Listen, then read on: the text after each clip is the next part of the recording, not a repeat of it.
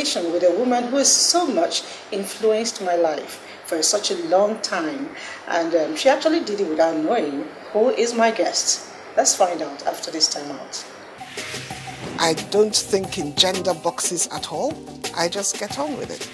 A man that would dare to ask the wife, who do you think you are? That is a real man. In fact, our husbands are our firstborns. The husband needs more attention than even the children. It's not only about work, it's not only about family. They need to take the time to look after themselves, and we don't. We don't do that. They took my money. I paid every fees. I never asked to be hoisted as a governor. I wanted to be allowed to go out there and contest for the position of governorship candidate first. There's nothing greater than looking back and seeing that while you were aspiring, you were able to inspire others. Power to women. Yes, we need to have more women, more multitaskers around Nigeria to get Nigeria working. Definitely.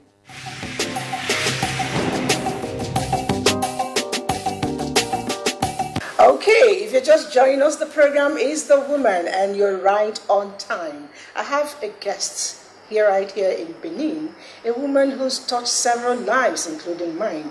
A woman I've so looked forward to meeting, and today God bless me with that opportunity. She is the Archbishop of the Church of God's Mission International and the Chancellor of Benson Idahosa University. Please join me as I welcome someone I want to gladly call Mommy, except she doesn't look like it. Archbishop Margaret Benson Idahosa. I'm tempted to call you Mommy because I should actually do that, but you don't look like Mommy. You look like 50s, and I keep asking myself, what do you do to keep it up? That will be a question for later in the course of this program. But I'd like to go first. Your husband, the Archbishop, he was known as Papa Idahosa. A lot of people called him Baba as well. He started this journey for all of us. And long before he started, you knew about him. And long before he met you, he was already a man of God. But I'm wondering, a lot of people get daunted marrying men of God. You were not. What was the attraction for you? Well, thank you very, very much for you coming to Benin and to come to my office to find a certain thing that we do. I'm glad to let you know that when I knew him, he was not a pastor. We normally call him Brother Benson because he with his bicycle from one street to the other, sharing tracks and all that. I knew him as that. But as time went on, when I left the college, and he came and said he wants my hand in marriage, I said, no, you don't have to do that. I have known you as a brother because I'm an only child. And when I met him, I took him as my brother. And I said, no, what will I tell people? What will I tell my friends? But he insisted. And as soon as he said that, something happened on the inside of me. And I said, this man is really real. So we just started talking and all that. And today, this is where we are. Now, you talked about his vision. A lot has been said about that particular vision. We'll get to try to analyze them one by one. But on a certain airline, inside the aircraft, your husband made a statement, the world will get up for you. And a lot has been said about that. And we'd like to hear from you, who is very close to him. That prophecy, can you share what happened exactly for us? T.L. Osborne came for a program. And the aircraft was full. And T.L. Osborne had to leave that evening from Lagos. So my husband, as he normally does, he went into the aircraft. No, he stopped the aircraft and he went in. And he found out that everywhere was full. And he just announced and said, please, I have a guest. And this guest must travel tonight. If any one of you is not going to do anything in Lagos tonight, can you please give him your seat so that he can go? and a young man, very young, got up with another man. Two of them now got up, but he got up first. I don't know what happened. My husband started it and said, "Thank you, young man," and then TN husband left. So they came down. I never went into the aircraft with him, but when two of them came down, I heard my husband telling him, "Look, your world will hear of you." He first of all asked him, "What is your business?" He said, "I'm just a small businessman and all that." And my husband said, "Your world will hear of you." I never knew his name, I never knew him before, and that was it. So that's how far I know about the story. That's great. You know, when people get to obey the voice of the men of God, blessings follow them. That's true. And you have lived with him, or you lived with him for a while before he passed on. It's about 2 decades now. Yes. I'm wondering, what was life with your husband like for you? I mean, we lived as husband and wife. We lived as brother and sister. We lived as my pastor, my archbishop, my lord, and all that. You know, I'm trying to, you've mentioned a whole lot of things. I'm trying to create a picture in my mind. I'm sure a lot of people will be doing the same. You know, wondering, at what point does she know this man is the archbishop, not my husband? At what point does she know this man is my husband? How do you, put the brick wall against each of the apartments? You know, when we are at home, it's Benson Idahosa. Oh. To me and the children. Mm-hmm. We laugh, we fall on each other. At times, he backs me up, and I put him on my back, I'm crying, and I say, no, that, and the children too. But when he is at the church, I accord him the respect and the dignity that he commands for his office. And that's it. So when he comes back home, I say, forget that one, oh boy, now house you did so. But, that's how we manage. No, not manage. That's how we lived. Every morning I kneel down to greet him. My Lord, the sugar in my tea, how's your morning? Great, what are we up for today? But when we have guests, I let them know that he is the head of this family. He is my Lord. He is everything to me and the children. That's a whole lot to do. When we are on our own in the evening, we sit down, we chat, we do like boyfriend and girlfriend, and children coming in like just like that. Many times, when both of us are talking, and the children are prognosing, my husband will say, listen, this is my time with my wife. So when it is my time with you all, she has no right to come in. Now this is my time with my husband. I'm not very sorry, sir, we are sorry. So they leave.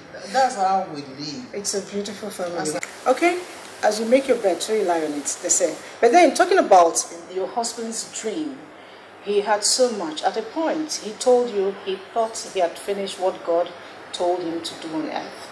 But then you continued to carry on. You held on the night. You have been holding it up to date. I'm wondering, being a lady, being a woman, being a widow at a point, up till now, what are the challenges like for you? To Mr. Margaret, I think I've finished everything that God told me. I said, no, you need to travel. Because each time he travels abroad, he comes out with a fresh vision and ideas. And I said, honey, you need to travel. He said, no, I'm telling you the truth. He was telling me that he is preparing to leave. But me, as a wife, I said, oh no, you need to travel, and when you go, you are by yourself, and the Lord will begin to reveal certain things for you to add to us in the ministry. But he said no. He said, I now live for posterity and not prosperity. posterity, that is the thing that will live after me. So we just joked about it, and then we traveled. We both traveled together. When we finished, he said, honey, I want you to go see the children, because all the children were living abroad and school and all that. I said, no, I said at home that I will travel with you and return with you. He said, no, you go, see about their fees, see about their dawn, see about that. And you know a woman, when you talk to a woman about her children and touch her heart. I said, okay, honey, I will. I was seated in the sitting room with my sister when I heard a telephone. And he said, Daddy wants you at home now. He's not feeling where he wants you to sit by him. I said, no, you have to tell me the truth.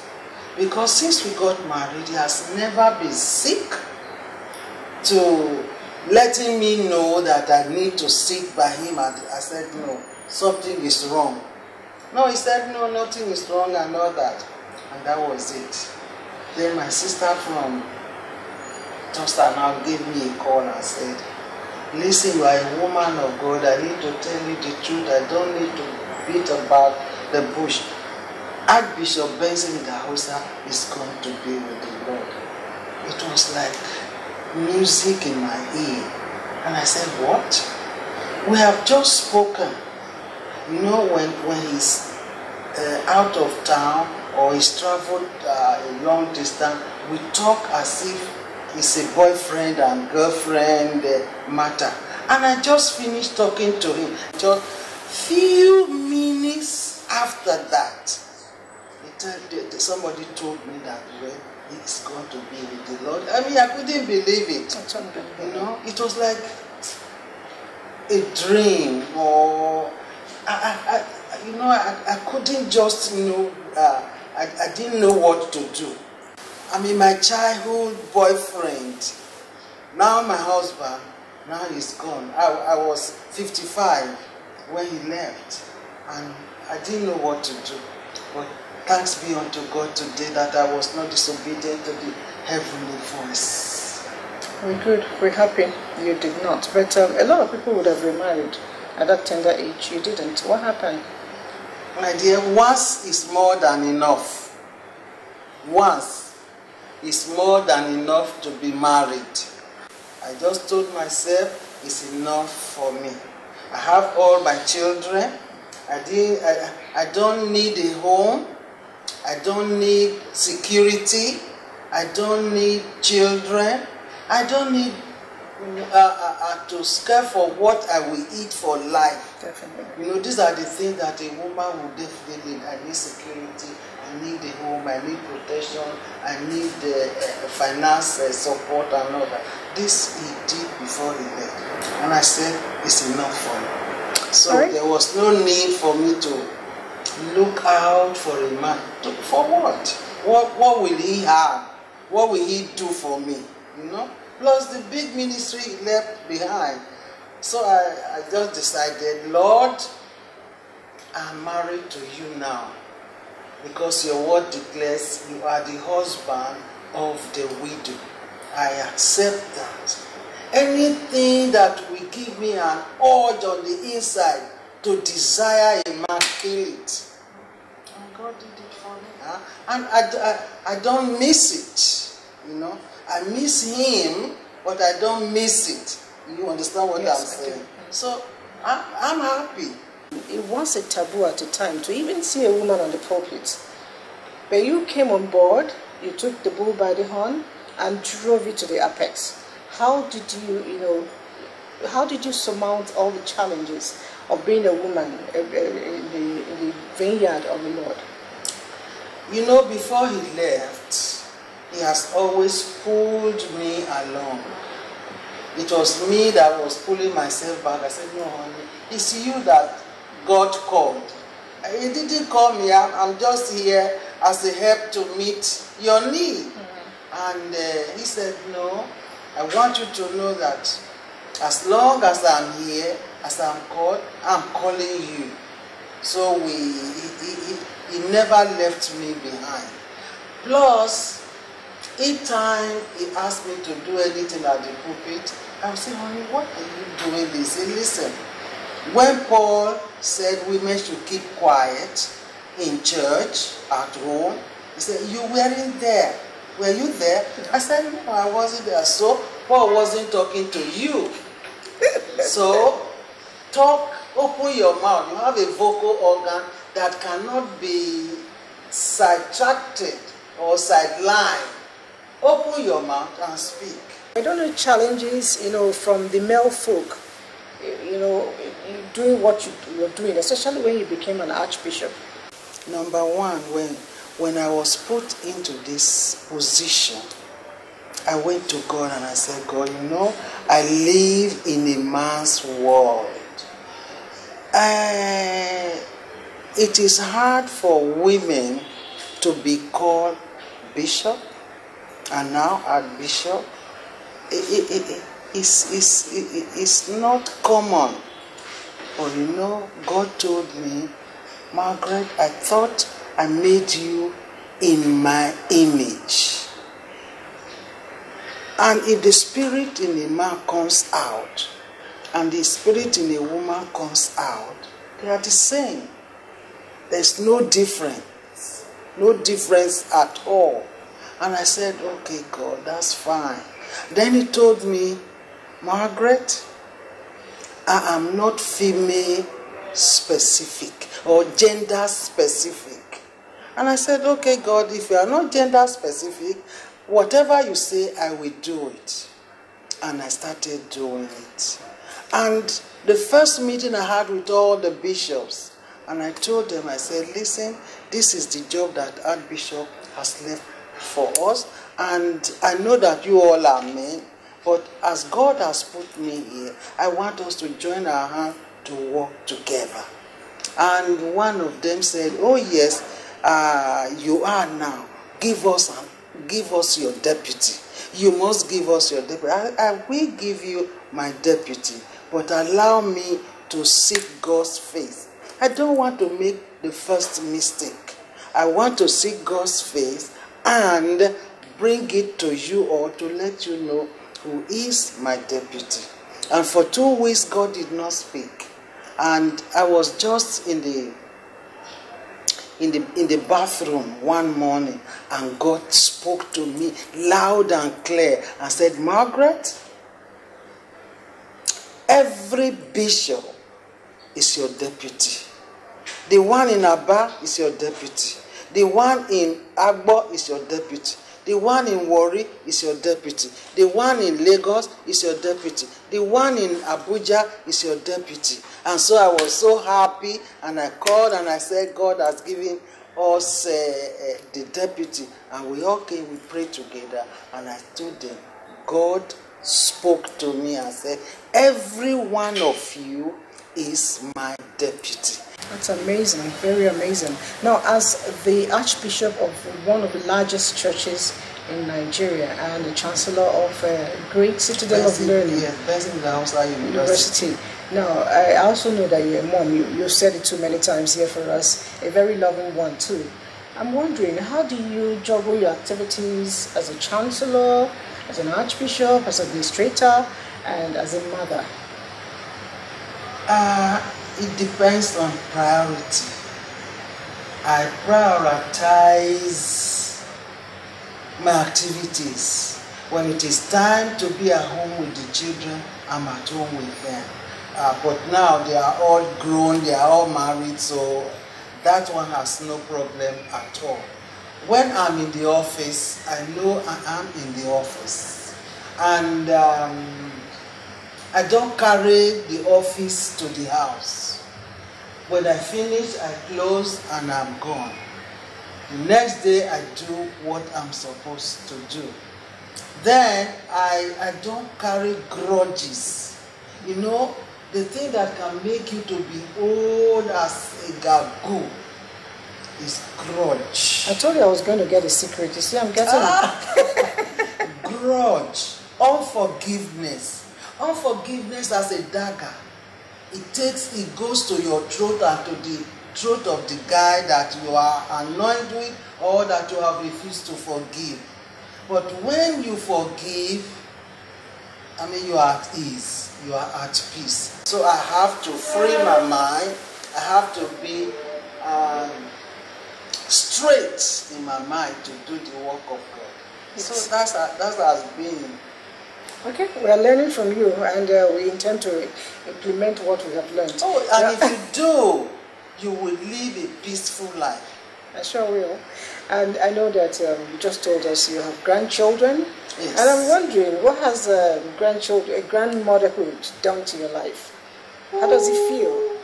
I feel elated. I feel good on the inside. For me to know, you know why it's different for me.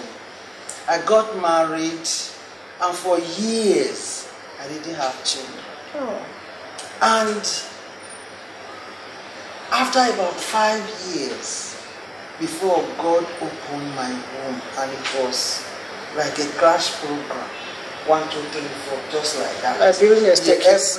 Every year, just like that.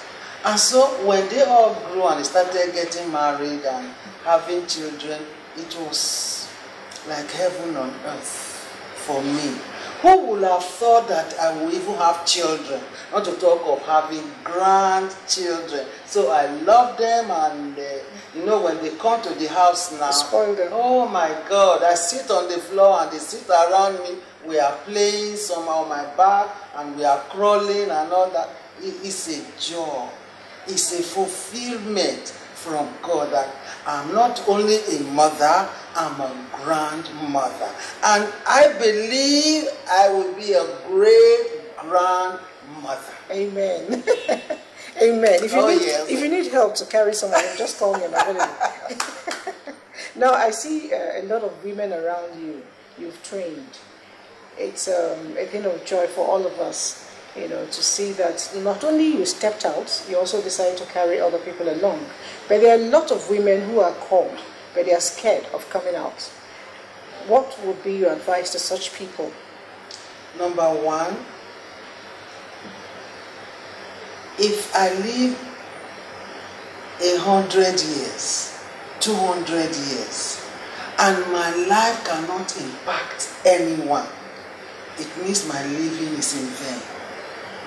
God said in His Word that when you know God, make Him known. When you have talent, the talent that God has given me, it's not just for me to eat and drink. It is for me to pass it on. Mas Moru said the richest place on this planet Earth is buried ground, or burial ground, or the cemetery. Because many songs that were not sung are buried in the graveyard. Many talents, many things that God has embedded in people's life that will have benefited others were not done, and they were buried alive. Me, I want to die empty. I don't want to die full. I want to die empty. Every gift and talent that God has given me from the foundation of the earth, I want to be able to transmit it into other lives, especially women. I want to encourage every woman, if you are called according to what you said, I want to encourage you. I want to fan those gifts into a flame so that you can be all that God has asked you to be. By the time we finish on this planet Earth, God is not going to ask you, were you married? How many kids did you have? No. What about the gifts and the talents that are embedded in you? What did you do with it? What's the secret of this youth and beauty? I said I was going to extract it. You gave me one. Oh, yes. So I want that is the truth. That is the truth. I wake up early in the morning, do my prayers, go to the gym if there is time for that. Like today, you work out? Oh yes, I do. I have a small gym in my house. It's not a lot. Maybe treadmill, and I do all that. Just for 10-15 minutes and go into the sauna, and I come out. But most importantly is no grudge. All right, thank you so much. You've been such an inspiration as always. Even when I knew you from a distance, you inspired me, like I said. And meeting you one-on-one hasn't been any different, except you added more to it. Thank you so much. And if I haven't picked anything today, I've picked the fact that if I want to enjoy my life, I must learn to influence other people's lives, positively speaking. And for those of us who are wives at home, if you want to have your honor, give it first to your husband. The program is The Woman, and my name already, Elizabeth.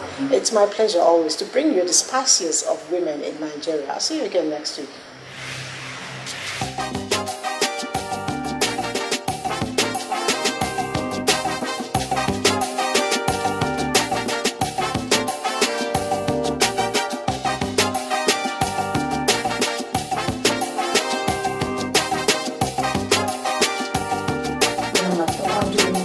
Doctors or that are not married and they're doing these incredible. Well, there's a myriad of things. I think first of all we have to go back to the writer. You are very well known for your teaching skills. Your students speak a whole lot about you. Miss Nigeria competition. And I said, let's pick them up, let's take them back to Nigeria and let's teach them a different kind of job.